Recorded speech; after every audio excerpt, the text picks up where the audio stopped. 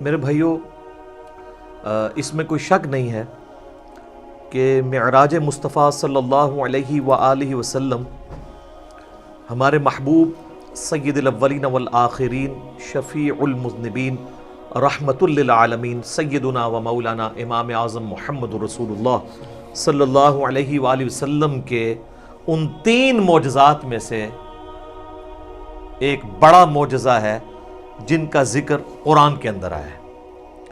ہمارے محبوب صلی اللہ علیہ وآلہ وسلم کے 3 معجزات ایسے ہیں جن کا ذکر قرآن میں آیا، باقی بخاری اور مسلم میں تو درجنوں معجزات کا ذکر ہے، لیکن وہ 3 معجزے جن کو قرآن نے بھی بیان کیا ہے وہ سب سے زیادہ اہمیت کے حامل ہیں، کیونکہ اس کا ذکر قرآن میں ہے۔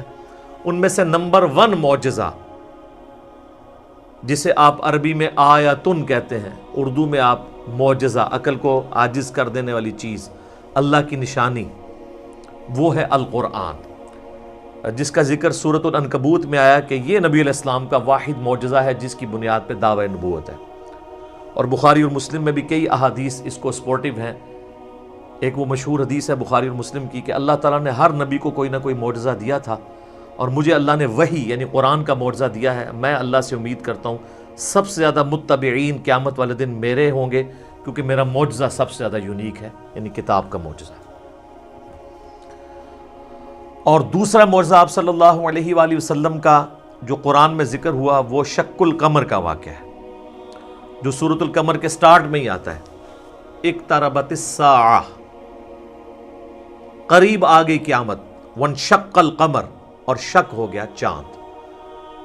اس کانٹیکسٹ میں بخاری اور مسلم میں کئی احادیث ہیں کہ نبی صلی اللہ علیہ وآلہ وسلم کے مبارک زمانے میں چاند 2 ٹکڑے ہوا تھا اور پھر دوبارہ سے جڑ گیا۔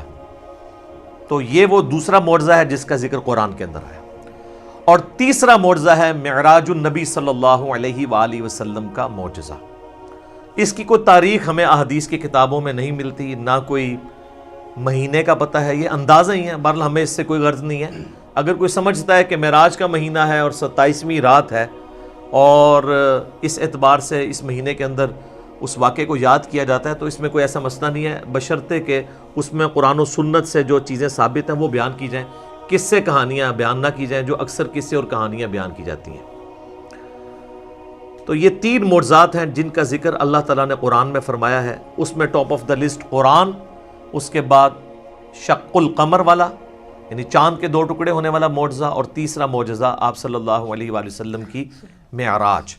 اور یہ بھی یاد رکھیں، یہ جو معراج ہم عموماً بولتے ہیں یہ بھی غلط العام ہے۔ اصل میں اس معجزے کا نام ہے الاسراء والمعراج، نبی صلی اللہ علیہ وآلہ وسلم کا رات کا زمینی سفر الاسراء، اور المعراج اور پھر آسمانی سفر۔ اور یہ دونوں سفر قرآن کے اندر موجود ہیں۔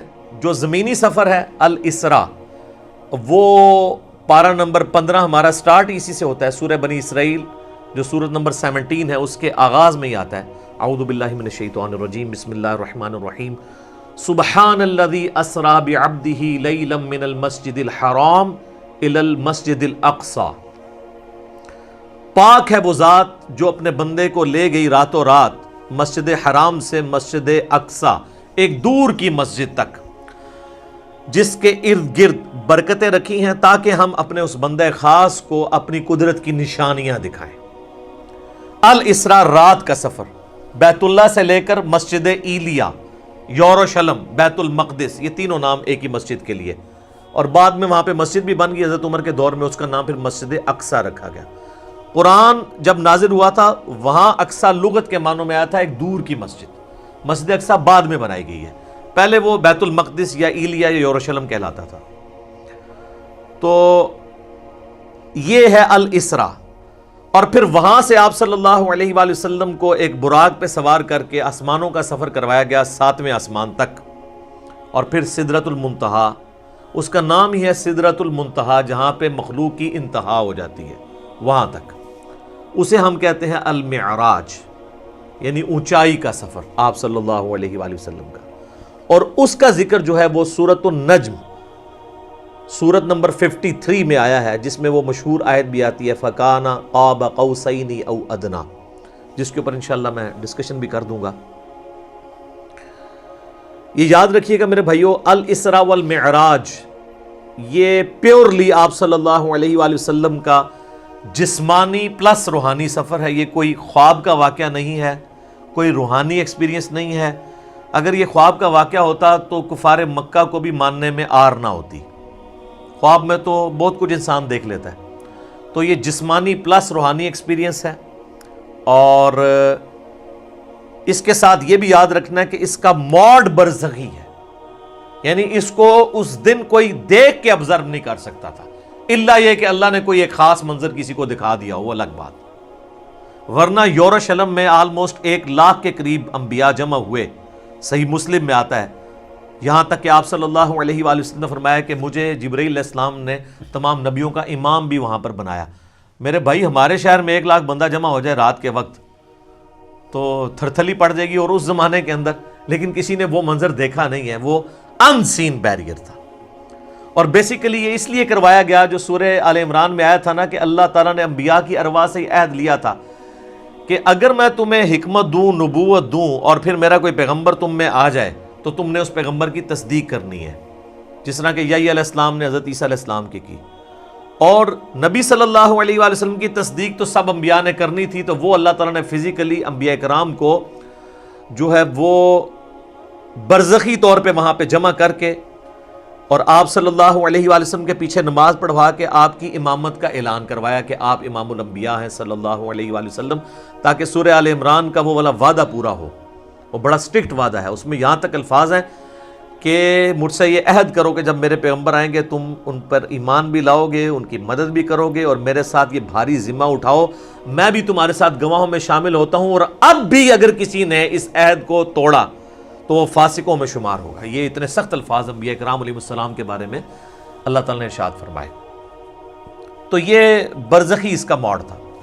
اب اگر کسی کو شوق ہے کہ جی میں یہ سارا واقعہ ایک ایک احادیث کے انٹرنیشنل نمبرز کے ساتھ دیکھنا چاہتا ہوں، خود سننا چاہتا ہوں، پڑھنا چاہتا ہوں، تو سننے کی حد تک تو ہم نے الحمدللہ اکتوبر 2015 میں، یہ آج مارچ 2020 چل رہی ہے، اکتوبر 2015 میں آلموسٹ سمجھ لیں 4.5 سال پہلے ڈیٹیل 3 لیکچر مسئلہ نمبر 126 ABC 3 نشستوں میں آلموسٹ 4.5 گھنٹے کی گفتگو ویڈیو میں ریکارڈ کروا دی ہے.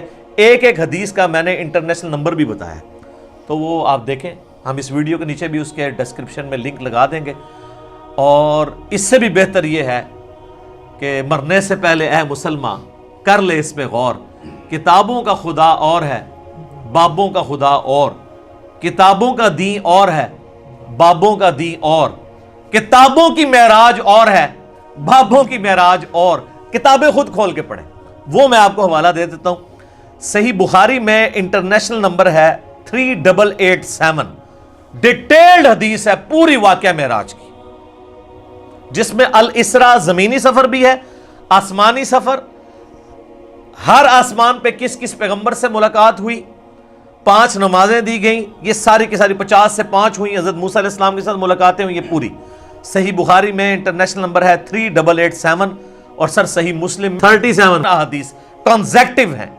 شروع میں پہلی جلد کے اندر انٹرنیشنل نمبر کے مطابق 411 سے لے کر 447، 411 سے 447 صرف واقعہ معراج کے اوپر ہے، الاسراء والمعراج. اچھا وہاں پہ بھی آپ کو ہیڈنگ مل جائے گی، الاسراء والمعراج، رات کا سفر اور آسمانوں کا سفر. اور مشکات میں اگر آپ نے پڑھنا ہے تو تیسری جلد میں آپ کو 5862 سے 5867 تک مسلسل 6 احادیث اس حوالے سے مل جائیں گی جو واقعہ معراج سے ریلیٹڈ ہے. لیکن ظاہر ہے کہ کچھ سکپ بھی ہوئی ہیں، تو وہ آپ صحیح مسلم کا وہ چیپٹر پڑھ لیں 411 سے 447 تک. اچھا یہ جو میں نے دعویٰ کیا نا کہ یہ جسمانی پلس روحانی سفر ہے، یہ کوئی خواب کا معاملہ نہیں ہے، اگرچہ خواب میں بھی آپ علیہ السلام کو معراج ہوئی، وہ الگ سے ہے. کچھ ضعیف روایتیں بھی ہیں سیدہ عائشہ کی طرف منسوب، حضرت معاویہ کی طرف منسوب، کہ وہ لوگ کہتے تھے کہ نبی علیہ السلام کو خواب میں معراج کروائی گی، لیکن وہ اصول محدثین پہ جعلی روایتیں ہیں. صحیح بخاری کے اندر اوپر تلے 3 طرق سکیٹرڈ فارم میں، اوپر تلے تو نہیں ہے، 3 طرق آئے ہیں. انٹرنیشنل نمبر کے مطابق 6613، 4716، 3888، جس میں ابن عباس کا قول ہے، سورہ بنی اسرائیل کی آیت نمبر 60 میں آتا ہے نا کہ ہم نے نبی صلی اللہ علیہ وآلہ وسلم کو جو منظر دکھایا تھا. اب وہاں پہ جو رؤیا کا لفظ استعمال ہوا ہے نا، وہ کہتے ہیں خواب کے لیے استعمال ہوتا ہے، حالانکہ عربی میں رؤیا آنکھوں سے دیکھنے والے منظر کے لیے بھی یہ لفظ استعمال ہوتا ہے. بال ابن عباس کا قول امام بخاری اسی آیت کو ہیڈنگ بنا کے لے کے آئے ہیں، سورہ بنی اسرائیل آیت نمبر 60 کے. اور ابن عباس کہا کرتے تھے کہ نبی صلی اللہ علیہ وآلہ وسلم کو جو یہ منظر دکھایا گیا جو کافروں کے لیے فتنہ بن گیا، قرآن کی آیت ہے. فتنہ کیوں بنا؟ میرے بھائی اگر خواب کا منظر ہوتا تو خواب کیوں کافروں کے لیے فتنہ بنتا؟ وہ تو مان لیتے ہیں کہ خواب میں تو کچھ بھی ہو سکتا ہے، فتنہ بنے اس لیے کہ وہ فزیکل کلیم تھا. تو ابن عباس کا قول ہے صحیح بخاری میں کہ یہ منظر جو دکھایا گیا یہ نبی صلی اللہ علیہ وآلہ وسلم نے اپنی جسم کی آنکھوں سے دیکھا تھا، دل کی آنکھوں سے نہیں. دل کی آنکھوں سے مراد ہوتا ہے خواب میں، اور جسم کی آنکھوں سے مراد فزیکلی یہ دیکھنا ہے. میرے بھائیو، الاسراء والمعراج میں آپ صلی اللہ علیہ وآلہ وسلم کو کئی ایک مناظر دکھائے گئے، جو سورہ بنی اسرائیل کی آیت نمبر 7 جو آیت نمبر سٹارٹ میں 1 ہے، سورت نمبر 17، لِنُرِيَهُ مِنْ آیاتنا، تاکہ ہم اپنے بندے کو اپنی نشانیوں میں سے نشانیاں دکھائیں.